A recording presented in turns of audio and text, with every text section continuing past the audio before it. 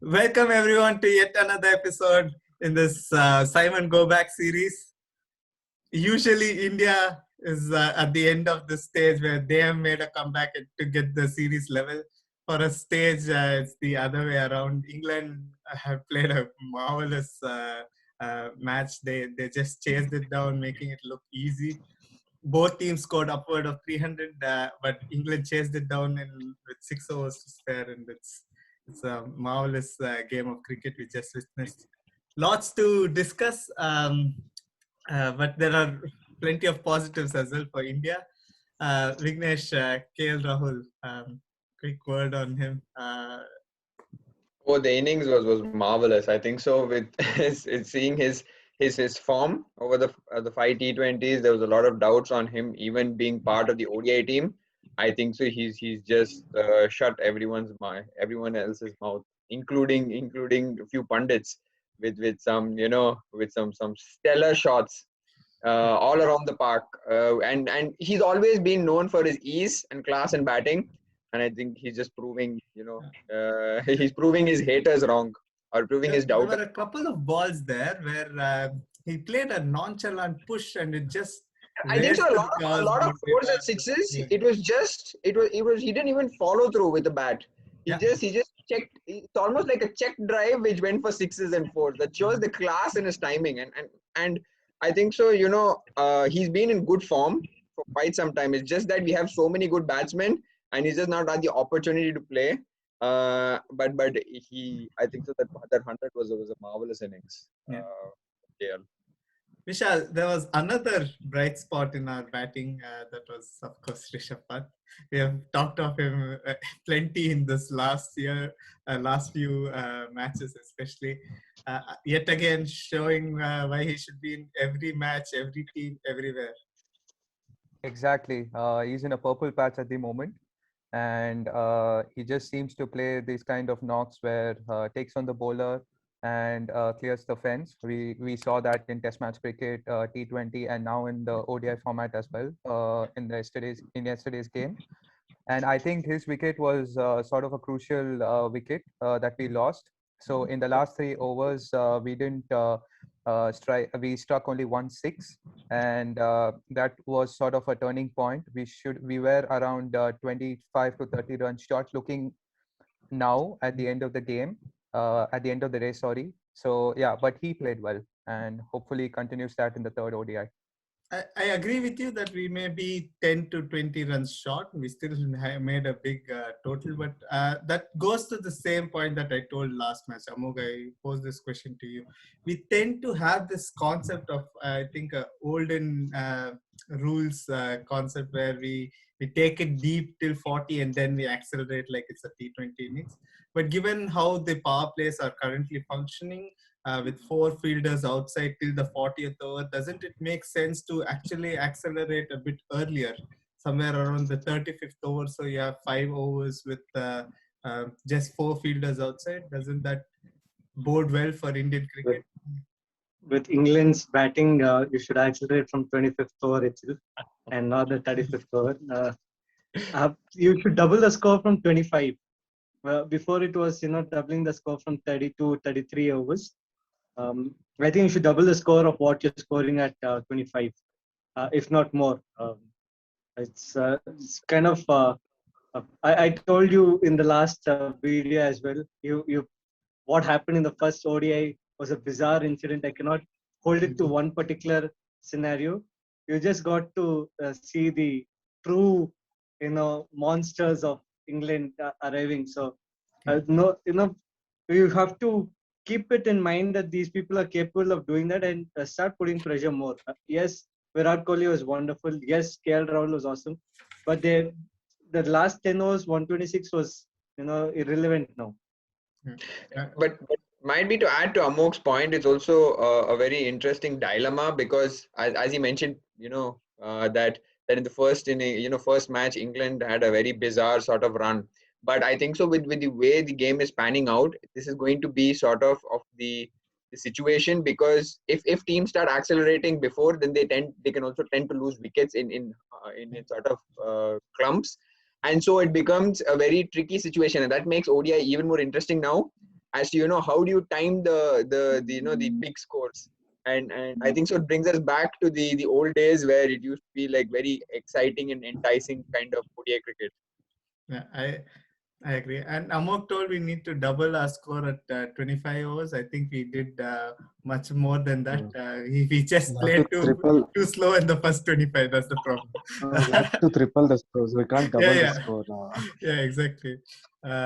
Especially if India bat at 4-5 in the first 20-25, I think it's not enough. Anyway, let's go further to bowling. There again, certain troubles. I wouldn't fault our batting too much, to be honest, in this match. I just thought we never took wickets. And if it's a flat pitch, it seems that our bowlers have no skills whatsoever.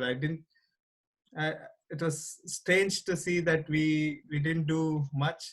Every over there was a boundary ball. I will come more closer to a few aspects that I thought. First 10, India rarely taking wickets, cause of concern. Abhi? Yes, and it's more to do with how England planned the chase. They rectified the mistakes what they did in the first match. So they started slow, and then the main intention was to keep the wickets and then chase it down, right? But you could see the England's batting middle order is still fragile. So one wicket gets you more. We lacked that. We lacked picking wickets. As you rightly mentioned, wickets in power play is something which we have to work on, not just in ODIs, but in T20s also. We always struggle with that. Mm-hmm. So that is very important going forward. Probably if we have to win the next game also, it's the openers always. When you pick the openers, it's always tough for the number 3 or number 4 to come and score at a brisk pace, right? Which the openers can do after a certain point of time. And let's be fair, they're also not Bairstow and Roy. So once you get them, no one can replace them pretty much. But it's been there for a long time now that India do not take too many wickets in the power play. But what we had going good for us was how many wickets we took in the middle overs. We saw that already in the first ODI. Vignesh, did you think that we lost the plot somewhere? I think it was a very poor performance by our bowlers overall. I think we were not smart enough on utilizing the conditions. Yes, it was on the flatter side, but I wouldn't say the pitch was flat, because there was a few balls holding up. The ball was moving in the first 10 overs. There was a little bit of spin off the wicket. So generally, if you have a little bit of turn, we saw Adil Rashid turning few deliveries, getting the leg spinners to turn. And so there was a little bit of grip, and not a lot, but a little bit. So you have to be very, you need to vary your line and length, and you need to be clever in how you deliver those balls to force the batsman to make the mistakes in such wickets. So just 1 second, gentlemen. Just 1 second. You can continue the conversation. Yeah, I just felt we lacked that smartness and lacked that cleverness in taking those wickets and forcing the batsmen to make mistakes. I saw Amok wanted to make a point.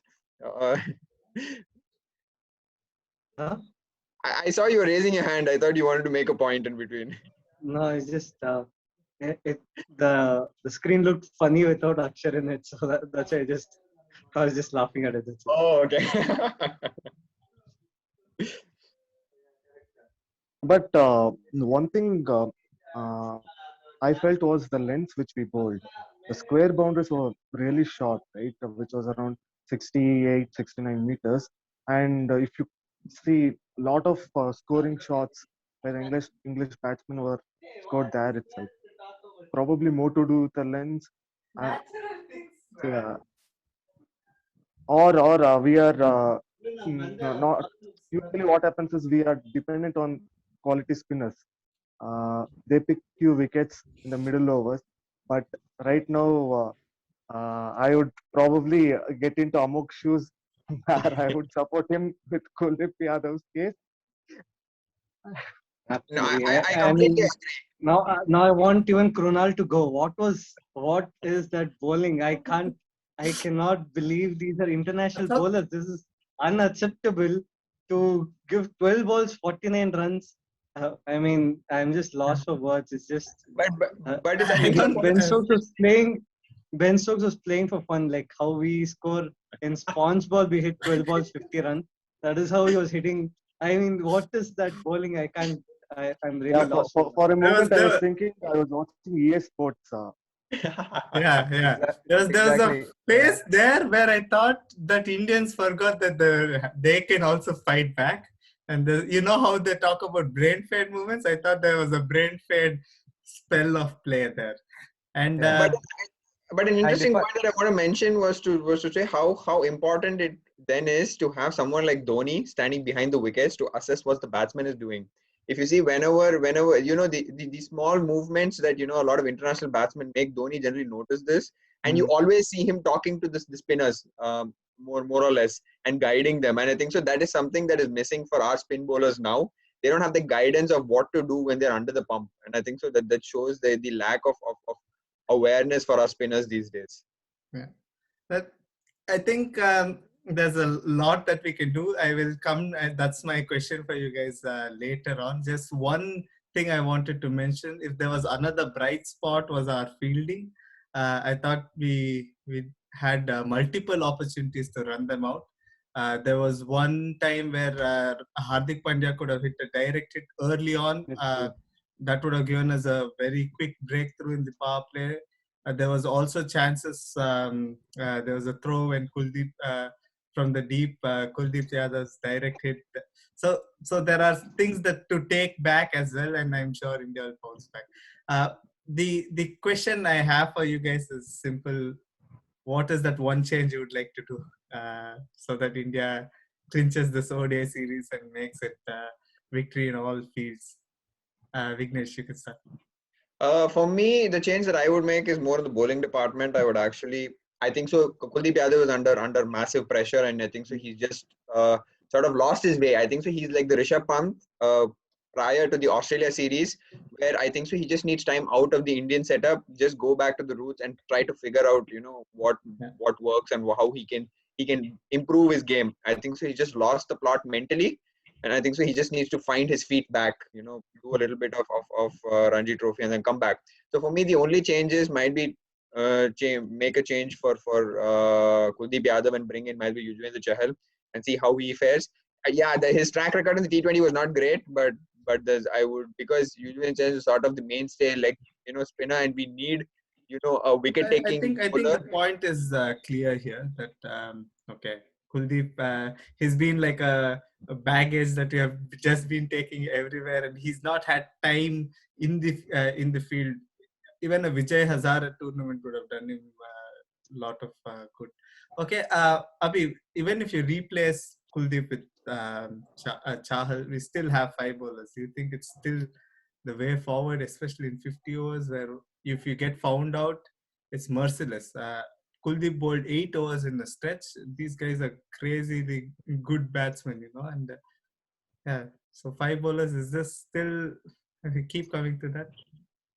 Virat did speak about Hardik Pandya and his workload management, but I feel he should be given at least 3 to 4 overs, right? Plug in those 6 bowler gap which we have, and he was pretty good with the new ball in T20s, right? But it's no, you should try, some variations always helps, and it's too much for someone who's under pressure.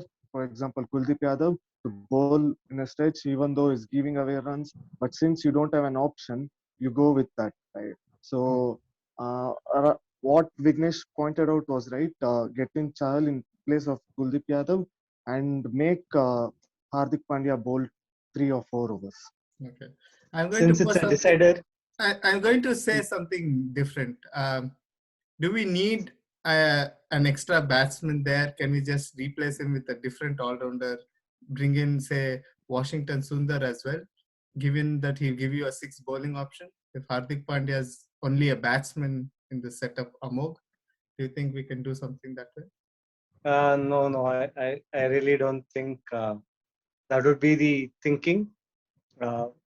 though you can actually bring in Washington Sundar and then Chahal, two complete changes. That is an option, but the other way around, I don't think him as a sixth bowling will not work. I don't think that would be a proper balance as well. See, Hardik did fantastic with the bat. I mean, say he had to bat a little longer, he would have done that as well. He was brilliant with the bat. So, whatever his role, the cameo that he was supposed to play, he did that. You can't ask for anything more.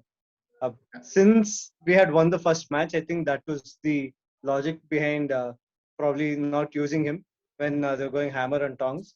Probably if the situation gets that worse again, since it's a decider, Hardik may be forced to bowl, and he'll probably bowl more than needed. That is what I think would happen.